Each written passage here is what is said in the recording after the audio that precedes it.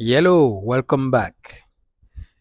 I told you last time how the plan was to go to England, get a bit of experience in teaching, go back to Guadeloupe, finish my teacher training, and become a teacher. But somewhere along the line, I changed my mind.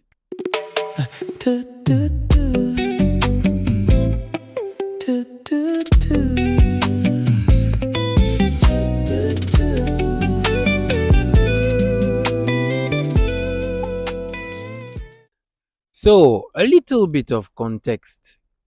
Prior to my arriving to England, I was bathing in an environment that was very, I would qualify it as elitist and very centered on education, diplomas, degrees.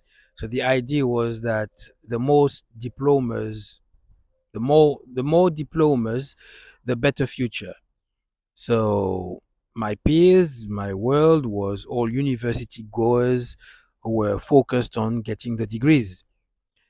But when I came to England, my newfound circle was completely different. Nobody in my circle there was like me.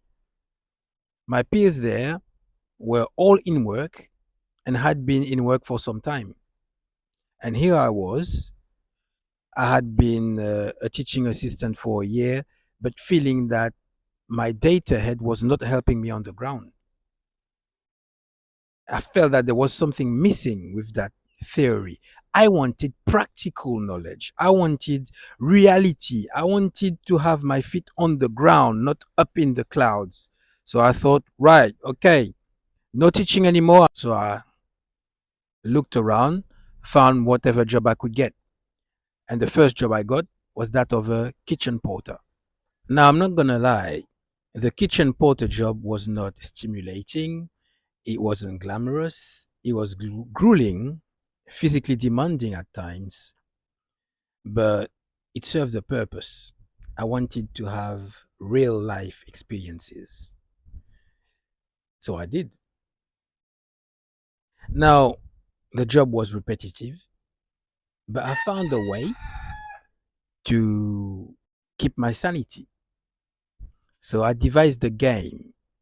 So, first of all, I counted how many dishes I could wash in an hour, how many potatoes I could peel, and calculate how many I did during my shift, during the day. And then the next day, try and beat that figure. So I turned the repetition into something kind of meaningful, which is something that I carried with me in many jobs. Now, the thing about being green and not having any research or guidance to fall back on is that you have to learn on the job. So that's what I did. Learned on the job, being a kitchen porter at that fish and chip shop. But turned out that fish and chip shop was a bit fishy, pun intended. You see, I was working all these hours, but each time I got a pay slip every week, I noticed something. It only stated that I worked 30 hours and it accounted for the pay that I got for 30 hours, not the full pay that I actually got. Now, one thing that you need to know is that I was paid cash in hand. That right there tells you what you need to know. So I was paid the normal rate at the time. I can't remember what it was, but my pay slips capped at 30 hours. So they didn't account for everything I was paid. So that was a bit weird. And I can't remember if I questioned it or uh, if I confronted it about it. But the thing I realized is that, unbeknownst to me, I had been moonlighting. I wasn't gainfully employed. I was not on the books. So I had to go. That was my first stint with self-employment, whereas, well, why it wasn't really self-employment. So figured, how about actually being self-employed?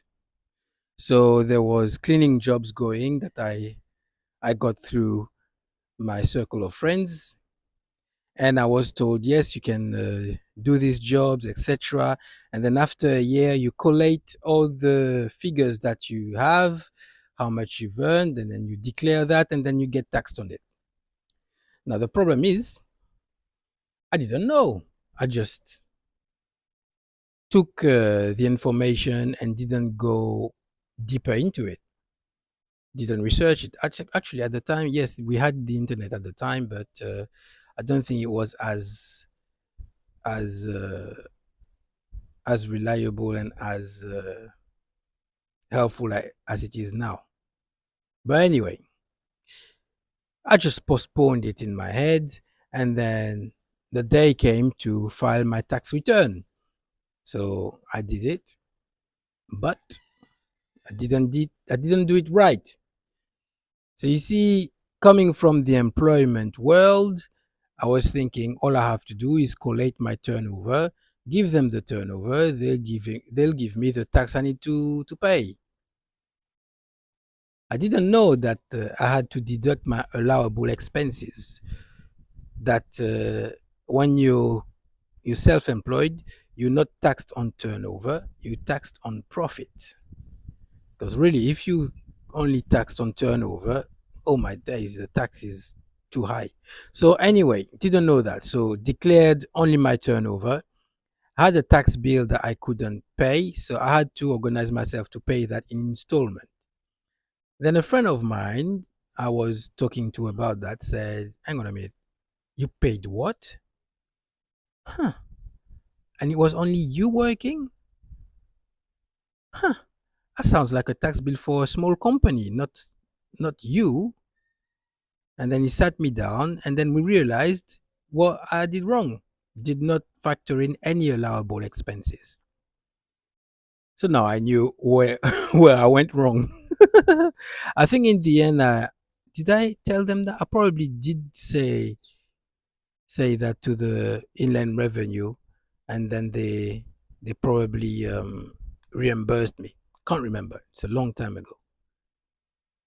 But yeah, I learned through that monumental failure. I learned something else though. Sorry, I broke my mic, so no mic. Another thing that I learned though, and this lesson took a long time to click, is that systems have their own incentives. You need to be aware of those incentives because sometimes those incentives are not aligned with yours. For example, what I understood about self employment is that done right, self employment is very tax efficient, especially compared to employment. When you're employed, you normally tax heavier than you are if you're self-employed.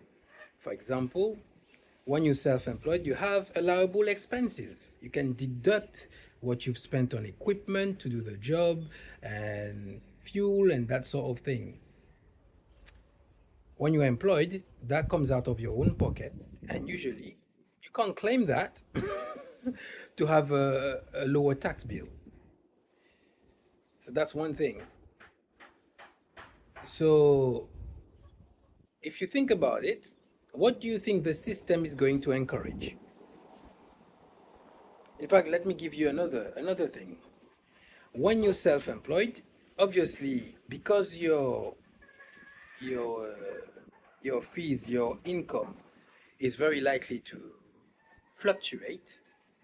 You have to wait a whole year to know how much you have earned. Then you declare that, and then they give you the tax that you have to pay for that year. Whereas when you're employed, normally you are paid a salary. The salary is there the same every month, and you're taxed at source. So once your salary has hit the bank, the tax has already gone to the system.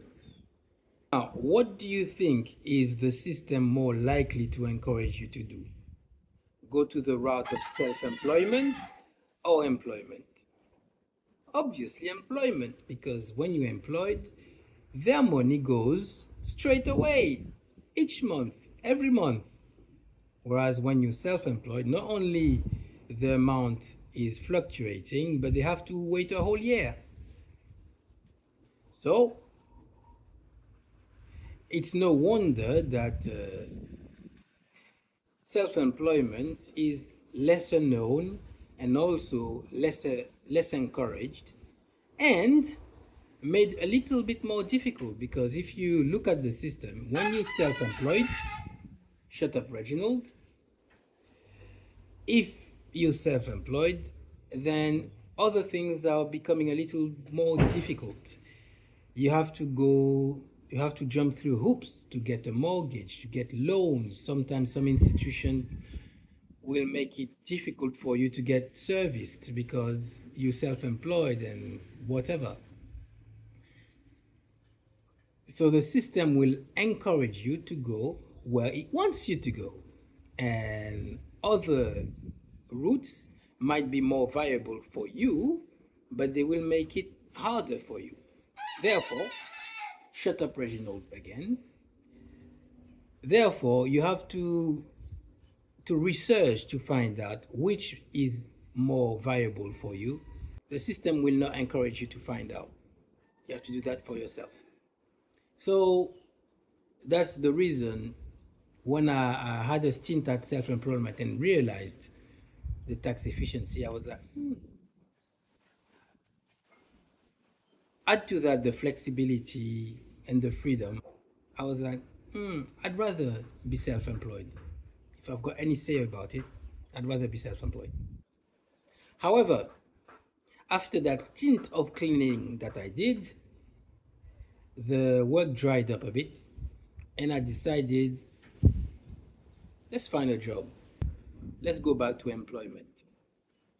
And next time I'll be delving into that, because I think in hindsight, my second employment was the best I ever had.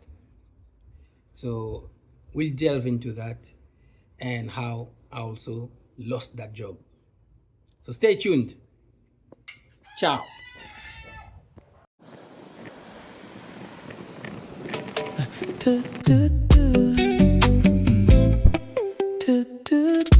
Oops, do not do that. Do not do that. Stay put.